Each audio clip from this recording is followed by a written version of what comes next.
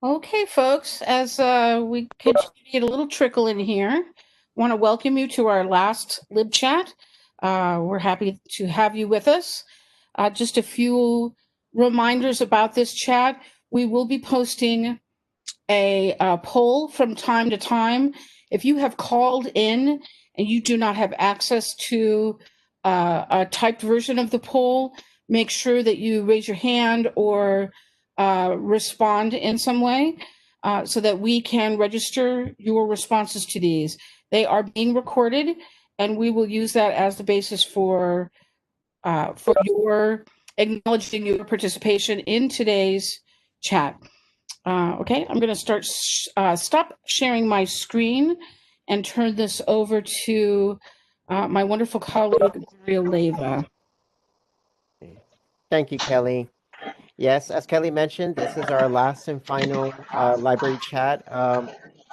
So I'm really pleased to see as many people as we got attending today. Really, what we're going to be focusing on in today's chat is the topic of academic integrity and plagiarism. And so I just want to start with a quick poll right now. If you can queue up that first academic integrity poll, Kelly. And it's basically just going to be asking you a brief question about what you're basically knowing about or understanding about what academic integrity is. And it should be showing up basically pretty soon. Do you see it? I don't see it yet. Yes. There you go. How's that? There it is. Okay. So if everyone can go ahead, if y'all able to see that poll, go ahead and enter your response. Basically, the question is asking you to select the choice you most agree with.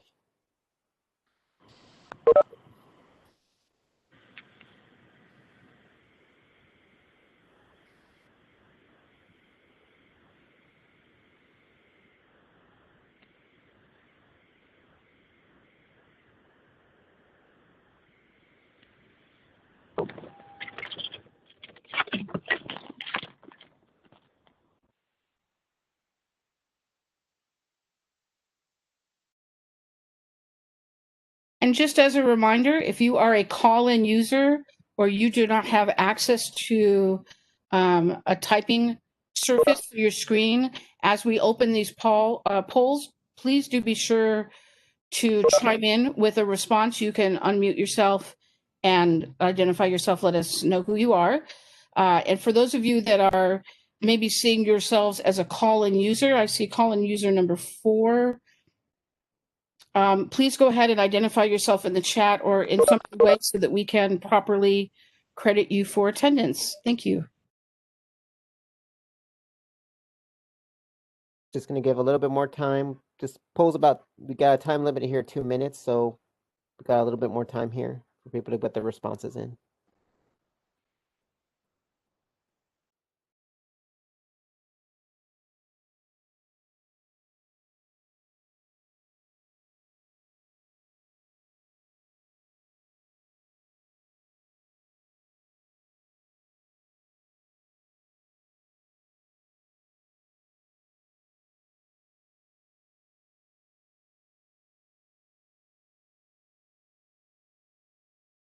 Okay, polling is ended. And can you see if you can display the results there, Kelly? Okay. We'll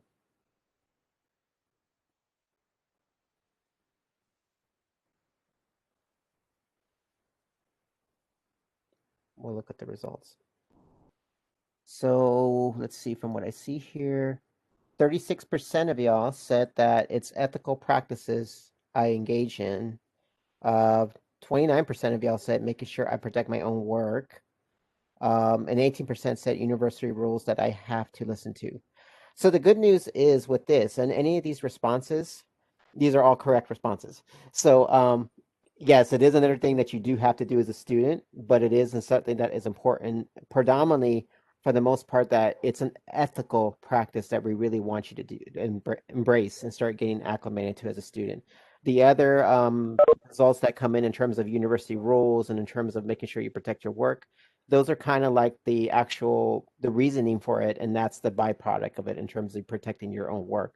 But really, the practice is what academic integrity is. And Most of y'all probably have been told this in terms of what academic integrity is, in terms of how it's been described to you either in your courses, and it may have been described to you at some point in your high school careers as well too. So I'm going to go ahead and start sharing my screen here. Let me get this up here. Let's see, screen 2. Okay, and let me see if I can bring up my content here.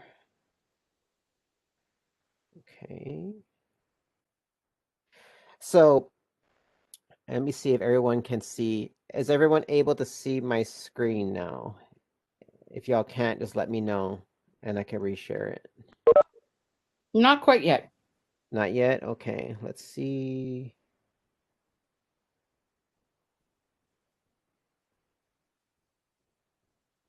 How about now? It's getting there. Yes, good. Okay, so the official definition of what academic integrity is can be found in your student handbook. So as students, you are given this handbook at the beginning of the university, and I will admit that as a student, I glossed over it. I looked at it sometimes. I didn't look at all the things that I was supposed to probably looking in it. But I do always encourage students to kind of look through your handbook, because really a lot of the information that y'all really do have any questions about in terms of what I can do or what I can't do, it's listed in your handbook. And so even things that you feel like I don't know if I can ask these questions, or I don't know exactly what this is, are going to be answered in that handbook. Particularly for academic integrity, what we want to basically convey to you in this session is that as librarians, myself and Kelly, what we try to encourage in students is try to get y'all into the habit of thinking as scholars. When you are students, you are now basically in a different mold. You may think of yourselves only as a student, but as we think of y'all, we think of y'all as scholars in training. Basically, that means you are trying to get an undergraduate degree. An undergraduate degree is the acclamation of scholarly work at the undergraduate level within a discipline. So you are a scholar in that discipline. That is how you're designated, and that's how you're identified. So scholars have actual responsibilities in terms of what they're supposed to do in terms of the practices that they engage in. And so the reason why we push that so heavily on you is because that's going to set the practice for your habits and for your practices going forward in your academic career and eventually into your actual professional career. There'll be even more stringent rules in your career. So really what the academic empowerment policy here is just the brief basically definition that it has here is it just basically says to reinforce the highest standards for academic integrity.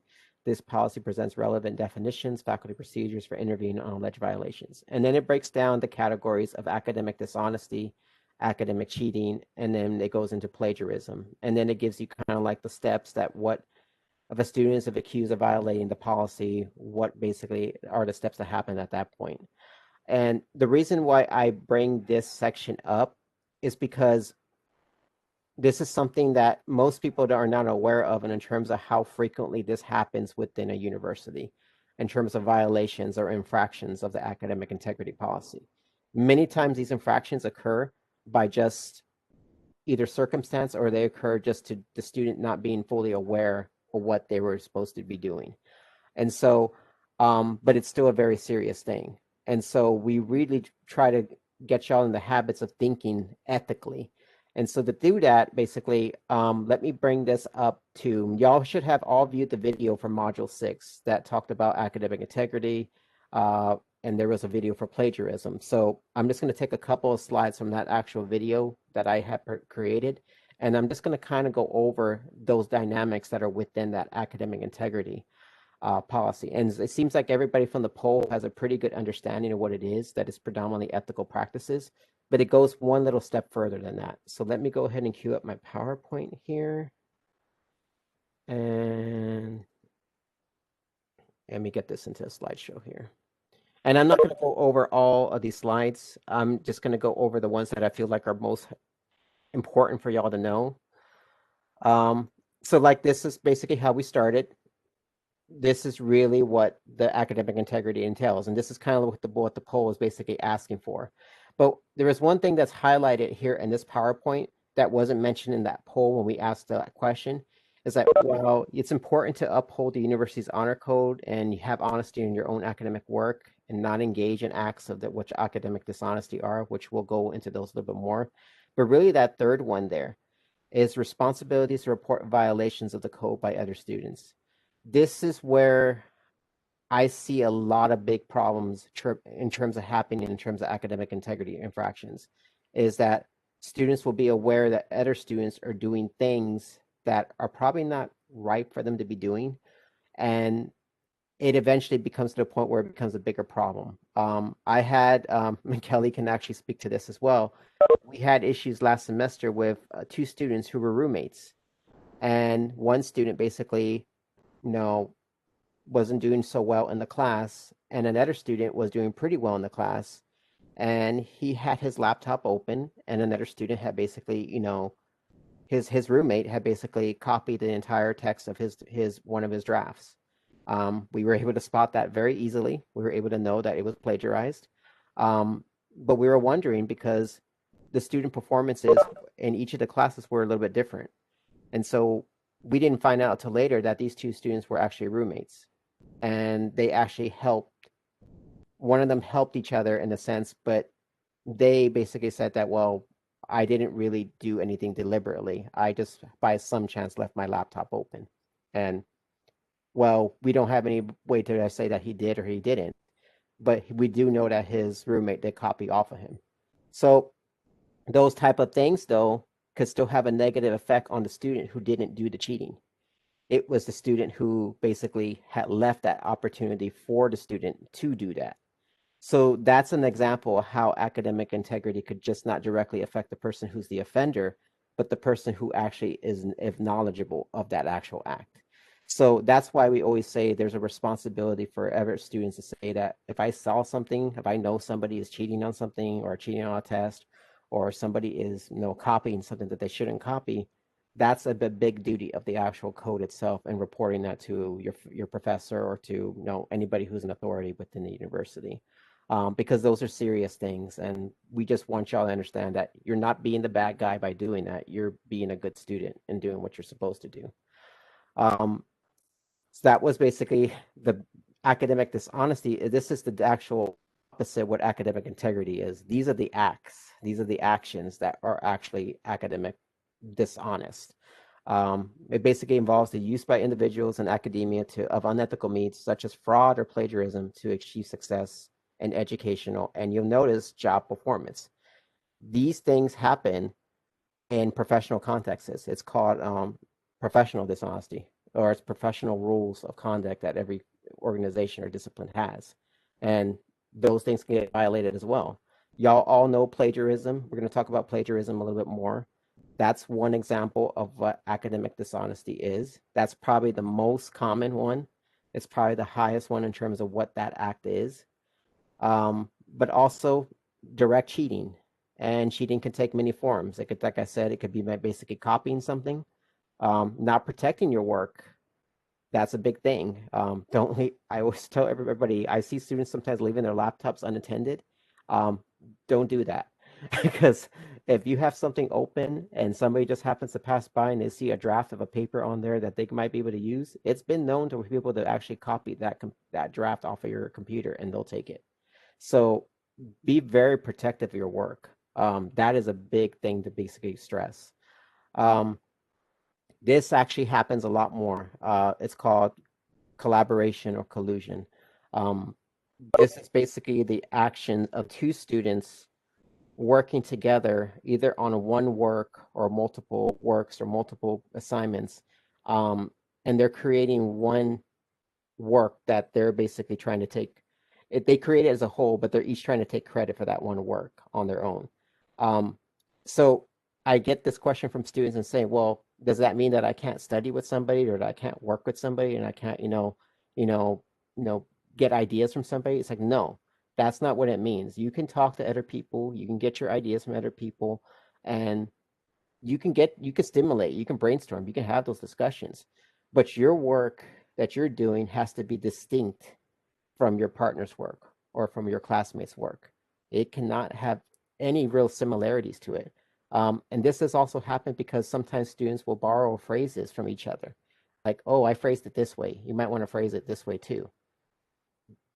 We have a way of seeing that when that pops up and when we get into our actual, when y'all do, it gets turned into the plagiarism checkers, we can see that there's things there that don't look correct. Um, and your professors can too. So we start getting little red flags and we start thinking, okay, well, why is this showing this? And why is this student draft showing this? So um, don't try to be, it's very hard to do. I know sometimes too, because I know as a student, I worked heavily with a lot of other students in terms of doing assignments, but try to avoid working in collaboration with other individuals on your own individual work. It's good to get ask ideas, but if your assignment is an individual assignment, do it as an individual. Um, Try to get, if you have a group assignment, that's different. You're all contributing it to in equal parts. That's a different thing. Then that's something different in terms of how that gets created. But individual work has to be done by individuals. Um, Authorized materials, such as AIDS. I know Kelly had actually mentioned something to me, I think last semester, about some things that she terms of like mentioning how people are getting really creative in terms of how they try to cheat on things, or cheat on a test or cheat on an exam, and a lot of it has to do with the advent of mobile devices, so which is why our most professors are very careful in terms of how you use those devices in your in the classroom, because people have gotten very creative with how to use their smartphones to get information. And I've seen it. I know Kelly has seen it. So it's something that it's part of the technology of today, yes, but it is still considered using unauthorized things, especially if you're doing it in a test or something that's for a big, huge grade. Big no-no. um, and this is something that I get asked all the time. What if I'm in an online class? How will anyone know if I'm cheating? Well, the thing is, you probably would probably be able to say I could still go ahead and do it, but the whole principle of academic integrity is the honor of what you're doing as a student. So it's something along the lines to where there is even software that's being installed on some type of testing or some type of laptops to where people can actually be monitored when they're taking a test so that they know they're not using any other materials. As y'all get into probably graduate work predominantly, or even your upper level undergraduate work, those type of things, if you're in an online class, they might be even more present. So it's very, very good not to get into that practice of thinking, well, I'm just in an online class, so I don't have to worry about it. Nobody even knows what I'm doing. I could do this. I could do this, and nobody will know to the wiser. Yeah, you might be right in some accord there, but at some point, that's gonna run out, and it's gonna be something to where you're gonna have to undevelop that habit, and it's just gonna be too hard to do that if you're already in your upper division undergraduate work. So I'd really encourage it. Just try to uphold by that honor code. Uh, this is something that I always try to mention to people. This was taken from a study that was conducted of undergraduate and graduate students from 2002 and 2015 that admitted to cheating on tests. So approximately 17,000 graduate students responded to this study, and 17% of them admitted to cheating on tests, and 40% admitted to cheating on written assignments, and a total combined 43%. But if y'all look at that percentage, this is for graduates. We'll look for undergraduates here as well too. 39%, which is even a higher percentage, 62% who admit to cheating on written assignments. That is a huge percentage, y'all. That is like saying that 6 out of 10 people have cheated on a written assignment, which means there's about 4 people who never have done that out of 10 people. And that's really a big, huge thing that's a problem within universities and colleges. And it shows you, gives you all a sense to know that, how often this happens. And this is the reason why we're so strict on it. It's because it's something that is a big problem in our practices in our fields, and we don't want y'all to get into any serious consequences. So I'm going to escape out of here, and basically those are the additional types. I'm going to basically go down to right here to why this is more so important. um, I've had students that I've met with, that I've had to talk to, who've gone through these type of acts of um, basically academic dishonesty. Either they've plagiarized something or if they've copied something. And I've gotten very emotional too, in a sense too, because these students are being me and they're very emotional. And it's something, as an educator, and I know Kelly and I have always had this issue in terms of what we're trying to do is we're not trying to be the bad guys. We're just trying to help y'all understand that this is something very serious, and this could actually have big serious consequences, not only just on an assignment. You could have a failure on a course, you could have it reflected on your academic record, permanently reflected on your academic record. um, and the last thing is, really, you could get expelled. You you could get easily expelled from something if you, depending on the seriousness of what you did. um, some people think, oh, I did it just the first time. That's not the first time, and how many times you do it is not the biggest thing. It's the act of how serious it is. So it's something that is very, very, very important. And I saw Destiny made a really good point there. Is that some people are struggling, and they get a little bit to the point to where, like, I need to do this. I want to get this done, and I want to, improve my grade as any ways possible. It's better, in a sense, to go through the hard way. You may not like the result, but at least you have your integrity. So your rewards are always going to be knowledge, your critical analytical skills that you get, the respect, and really just your accomplishment. Um, I honestly think that that little triangle that you have there, that little street pole, those are the four components of academic integrity: ethics, your respect, integrity, and honesty. And naturally, those are all characteristics that we all have as individuals. We all have that. But this academic integrity is all of those things combined. Because as a student, you are you are doing a lot more in terms of your own performance. And I've been there too. Kelly's been there too. There's times where you're going to be under so much intense pressure, and you're going to be tempted to do it because it's available and I could probably do it. And who would find out, And I honestly would tell you, you will always feel bad about that afterwards. You will, you will, even if you get a good grade from it, um, you're going to feel like, you know what? I really do that? Did I really earn that? And I've always figured, like, if I fail on something, I failed on it. If I did well on it, I succeeded on it. But you accept it for wherever it is, and you work with your professors, you work with your librarians like us. We're here to help you with that process. So I cannot stress to y'all how important it is, and I don't want to belabor the point about it, but it is something very important that I think we're instilling right now. But I want y'all to always be mindful of as it goes forward. Um, so I wanted to just talk about basically the major, the biggest component of an act of academic dishonesty, which is plagiarism. Could you cue up that poll, Kelly? I'm gonna basically stop sharing here. If that, I don't know, I'll stop sharing it real briefly. If you can cue up that second poll. I'm seeing a lot of great responses too in the chat. So, Mario, the program is misbehaving. It's frozen me out after that first poll question. So Mm-hmm. for that doesn't mean we can't do this, folks. Mm-hmm. If everyone will make sure their chat is visible, I'm putting the chat question in right now. Uh, you'll see it pop up there, and if you can answer A, B, C, or D. That'll be pretty easy in the chat. Okay. Okay.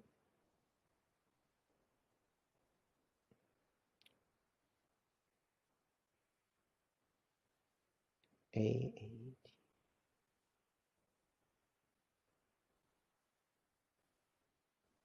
A B A B.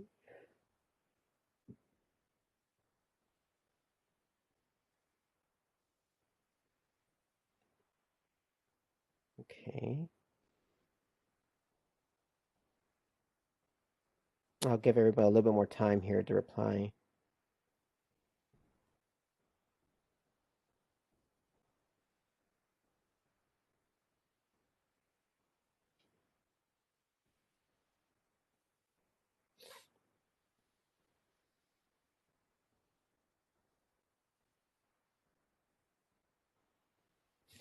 Okay, so from the most part, everybody I'm seeing is pretty much saying A and B. Um, it's basically it can result in academic consequences, and it uses the ideas of others without giving credit. Um, so really thinking about just plagiarism as a whole, uh, plagiarism in itself is, yes, it's probably the biggest, most common thing that you're going to do in terms of any type of potential academic dishonesty. It's probably the one that happens the most because it's something that happens out of usually error. It's not always happening as a deliberate act. It's happening because you just weren't aware of what you were supposed to do, or you didn't cite something correctly, you didn't paraphrase something correctly, you didn't give something credit for the proper source that you were supposed to. So yeah, it predominantly, yes, it's also not correct to do in your writing. You're not supposed to do that. There's other many examples in terms of what plagiarism is. So like I'm gonna basically go through. I'm gonna basically bring up this one page here that I have here, and I'll go back to the PowerPoint. But this is let me share my screen here. So this was linked in your actual lib module 6. And these are the 10 types of plagiarism. There's actually more than this, but these are the 10 most common. And that's the thing is, in terms of plagiarism, just thinking of it in terms of how to plagiarize, there's at least 10 ways to do it. So as a student, and you're not sure exactly if what you're doing is plagiarism or not plagiarism, it's very hard to kind of understand, oh, am I doing this correctly? Am I not doing this correctly? Well, things like this, resources that we have, your resources are also your professors, any information that the library has provided to you. Um, like I said, me and Kelly, we were experts in all of this. So if somebody's not sure of something, how I'm supposed to cite something or how I'm supposed to put this in terms of credit, proper giving credit, we give you those answers. We're the ones to help you with that. So really, right here, I want to basically go through just some of these that are just the most basically common, like clone plagiarism.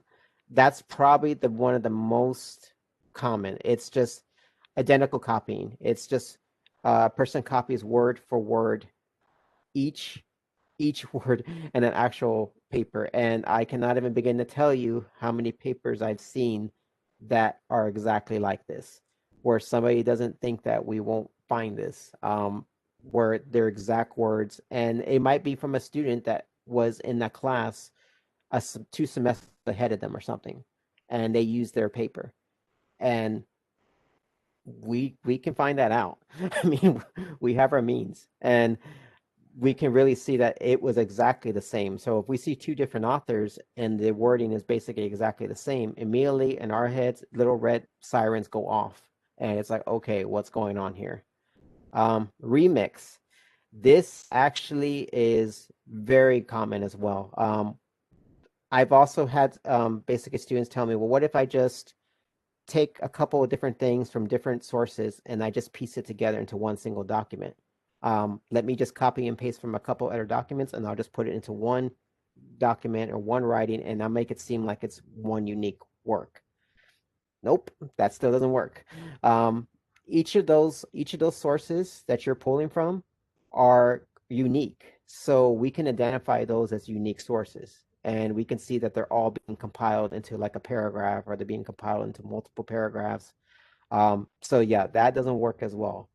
Control C, this is very, very, very, very common.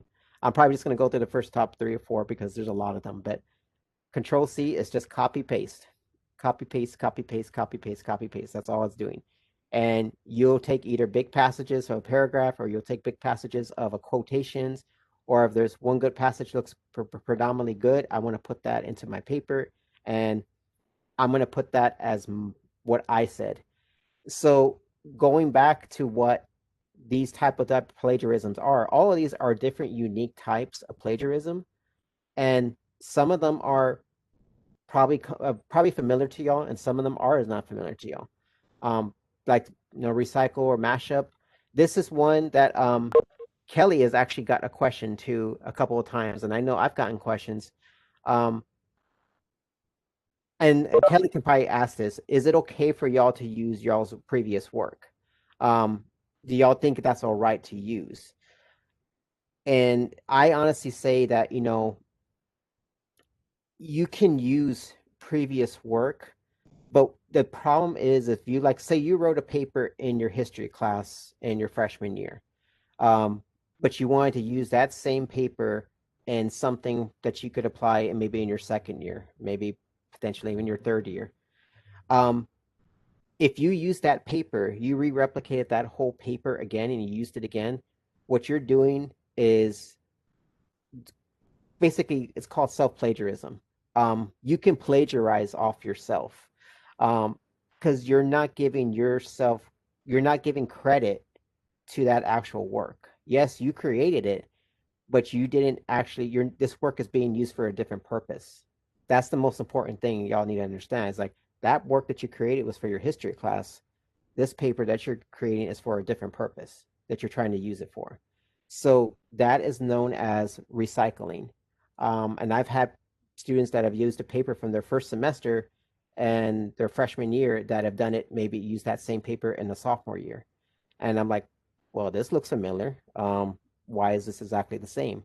And that's something you can use previous work, but you have to give your actual work citation. And it also has to be approved by your professor. Your professor has to say it's okay. You can say, well, professor, I used this work in a previous class and it has a lot of the same information that will be relevant for a paper that I'm writing in this class. Can I use that actual papers or pieces of that paper for this paper? That's the only way you can get approval to use that paper.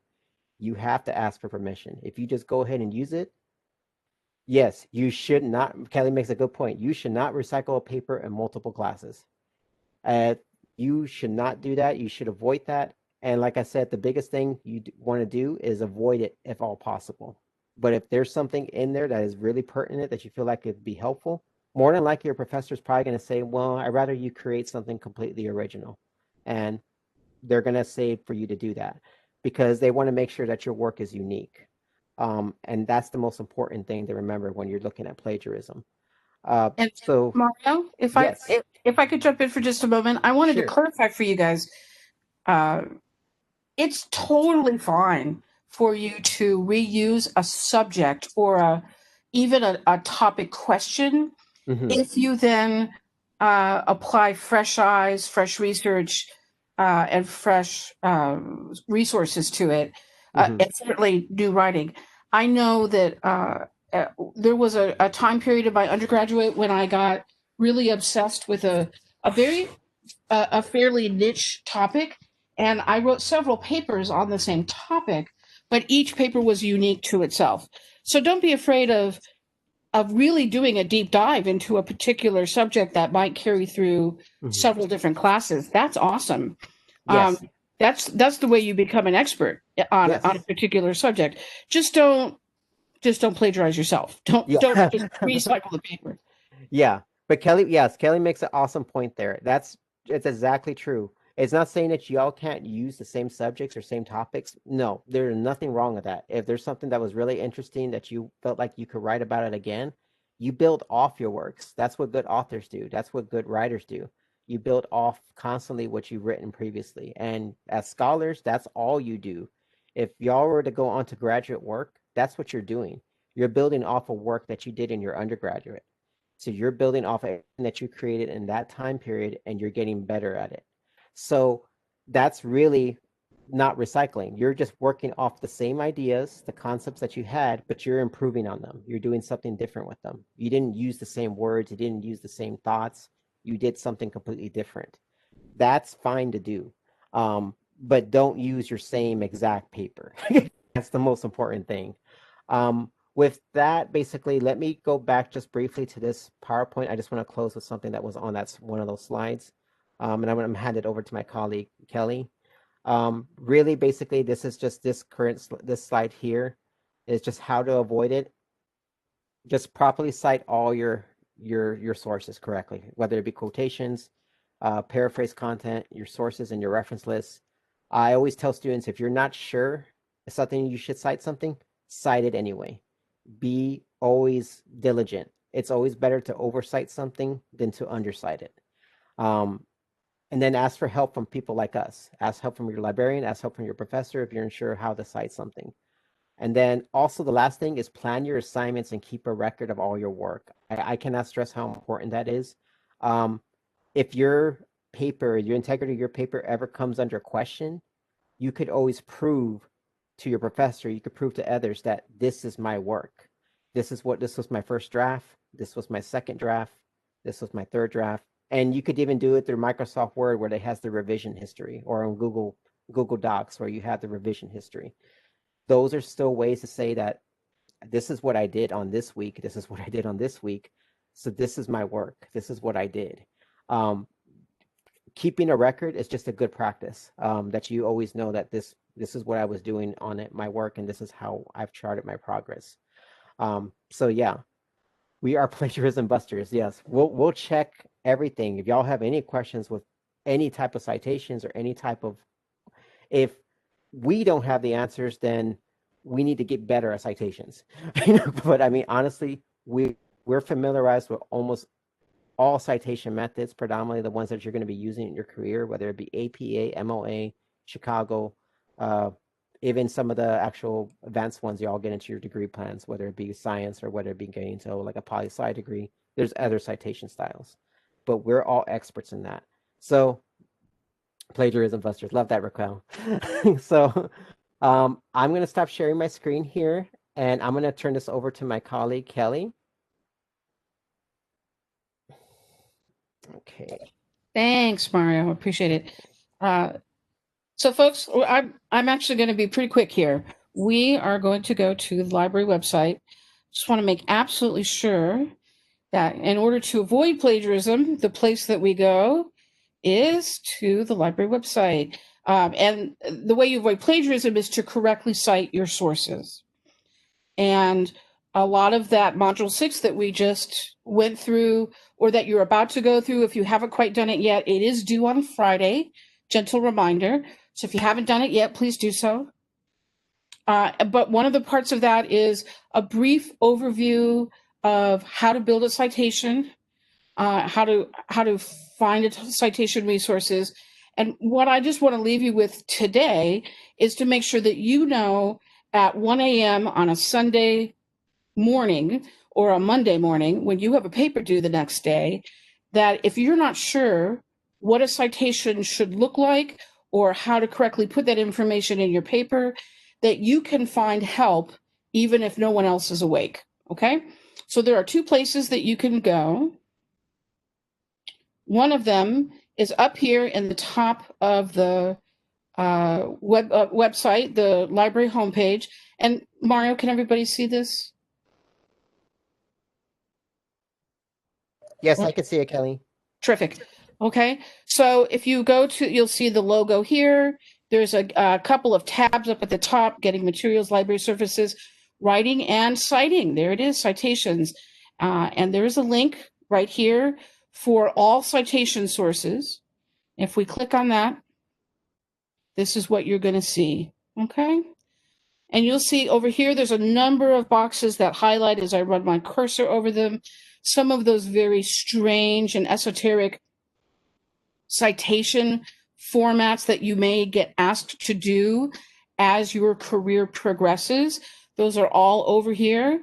But here really are the top 2 or 3 that you're always going to get in some form in one of your classes, either MLA or APA or occasionally Chicago Caribbeans. Okay.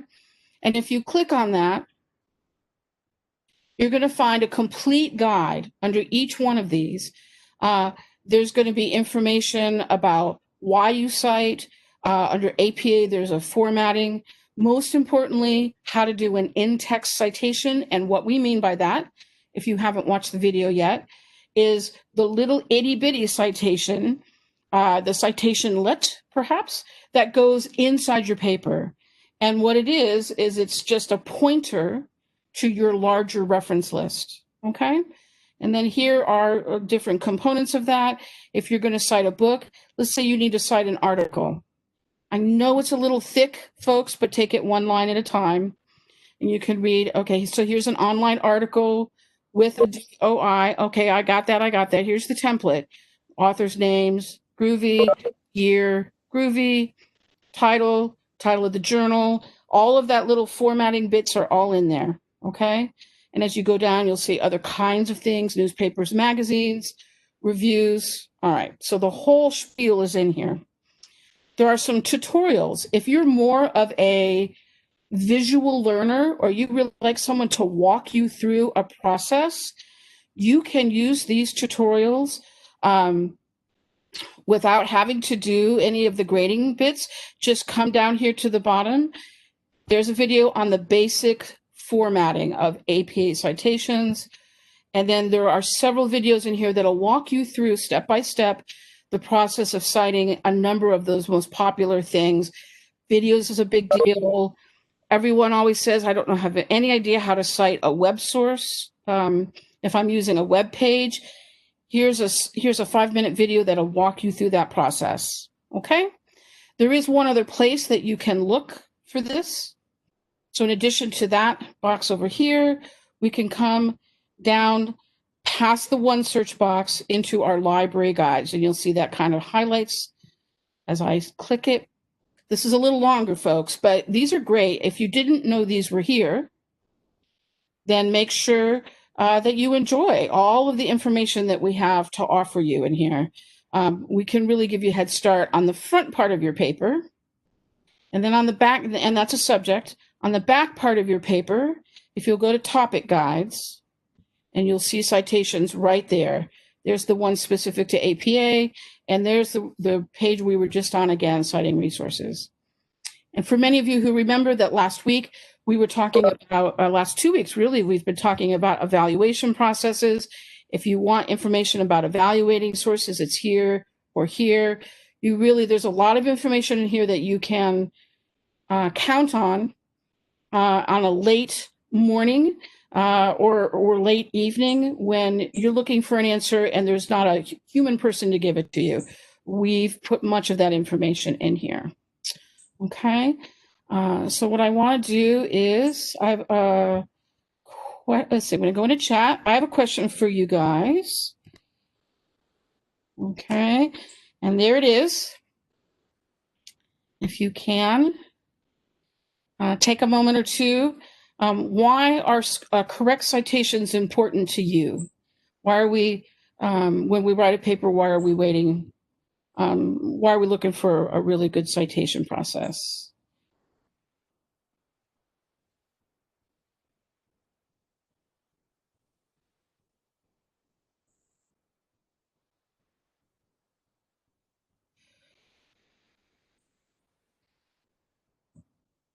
Keep answering, folks. We are, remember, a gentle reminder, we are monitoring the chat. We are recording your answers to make sure that you're still alive and on the other end of the line. All righty. We want to know that it's easy to fall asleep in these webinars, isn't it? I'm seeing a preponderance of B, which, if I remember correctly, is the getting a good grade and not failing. Edward, you're going to bunk the rest of them. I love it. And Kendall, too. You guys are right. All of these answers are good, except possibly for D. I'm really disappointed none of you went for D, but it's true. We do want to do well. If you're going to do work at all, you might as well try to do good work. And in the small realm of academia, when you're writing a paper, one of the ways we identify good work is good citations. It's just, it's giving credit where credit is due. It's doing so in a way that other people can enjoy your resources. If someone thinks that your paper is really interesting, then it's easy for them to go look at the things that you looked at to write that paper. Uh, and it's kind of like borrowing a sweater from somebody. You know, if you get a lot of compliments and you say, "Oh yeah, this is my sweater," and the friend you borrowed it from says finds out, then that's just embarrassing, right? Let them know, "Hey, I've got a friend with fabulous taste, and this is their resource. This is their work. This is their item." So we want to make sure we always kind of give that credit. Awesome. And then I have one final question for you folks, if you can bear with me for just a moment.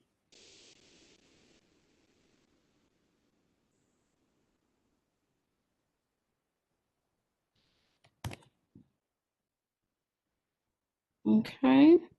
This one's going to require that you answer, that you actually answer with a short statement. We're all still looking at the library website.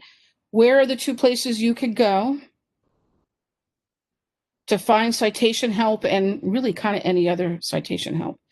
A bonus to anybody who gives me a third option, and I'm going to highlight it right there.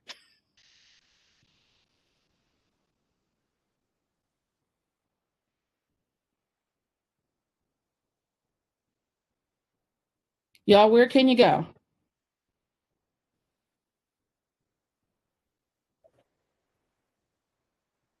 I know, it's like, oh man, I got to find the buttons on my phone. Right?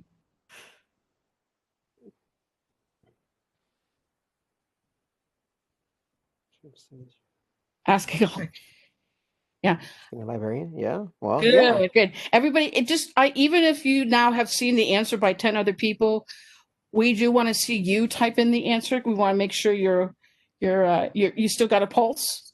Okay. Thank you. Awesome. Oh, hey, Raquel offers a really good one, and I'm gonna close with that because under those writing and citing resources, one of the things that you may see under here is, oh, not on the APA one. Well, yes, on the APA one. If you scroll down on that homepage of the APA, there's going to be several places you see where you can go for alternate help. Okay. So these are all great places to go. We have a subscription to this academic writer. It's awesome. All right. And then another place you can go, can you guys all see my search bar up here? Yeah, I'm going to show you how often I go here. 2 words, OWL, Purdue. If you've not been to the OWL Purdue site or the Purdue OWL site, I can't recommend it highly enough to you guys. Okay? It looks like this. We go to the online learning lab work. Okay. It's got information on how to write a paper, how to do citations, all kinds of subject specific and job. If you're looking for a job, right? There's style guides. So down here are all of their style guides. Let's say your first paper is due for, just remember the OWL, right? And you have a paper it's due and you're using MLA, go to the OWL, click MLA.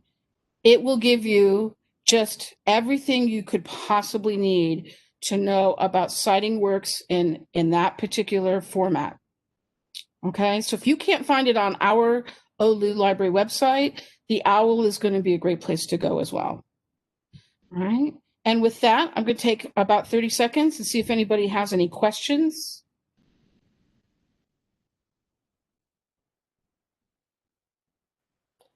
And that looks like Lyric's getting in that last response there at the last second. I have no idea what that is too. Lyric looking C to C. And just to let y'all know, Purdue OWL has been around for a very, very long time. I remember using it as I was a student. So they are really, really, really great in terms of all the resources they have on their site. They've just gotten better over the years. But also, yeah, anything that's on our site basically is going to link you to any external resources. And if y'all are not sure how to get access to any of these things, or you're not sure how to use them, come to us. Come and ask us questions about it. We'll help walk you through it, and we'll get you that information. Uh, we love doing this. I know it sounds a little bit crazy, but we love doing it because we know it's a skill like anything else. And eventually to the point what we're hoping to do is get y'all so good at this that it's just like clockwork. That y'all really don't even need any other assistance or supervision with it because y'all just go into autopilot and y'all are able to do it on your own. So just think of this as citations is a skill. Knowing how to do citations is like anything else. You do it by practice, you do it more and more, you get a lot more better with it.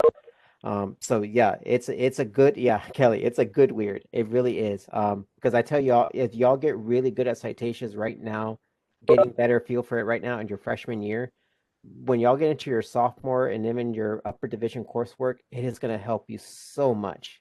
It is, I can't even begin to tell you how much it's going to help you. It's going to save you so much time, and you're going to be done with your work a lot more quicker because you know how to cite your information correctly. You're not wondering, you're not trying to figure out how to do it. So get better in that skill, improve on it. Do the tutorials like Kelly had mentioned. Look at those videos and try to practice them out for yourself. That's a good way to learn. Wonderful. So I haven't seen really any questions. We are recording this chat. We will put it up on the module page when when it's returned to us. So if you're looking for any of these particular links, those will be in there. If you have a question or you're like was it an owl? Was it an eagle? I can't remember. You guys know where to find us now, right? The OLLU library. You can always go to the chat. You can find us here. And really, guys, we're a judgment-free zone. There is no question that Mario or I have not heard or seen or been confronted with. And if we don't know what the answer is to that question, or we can't help you find the answer, then we're going to send you to someone who can.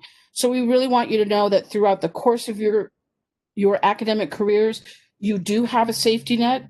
It does require that you reach out. But once you start that process, we're totally here for you. Okay? And with that, I'm going to let you guys start signing off. Thank you so much for attending today. And we hope that you do your module 6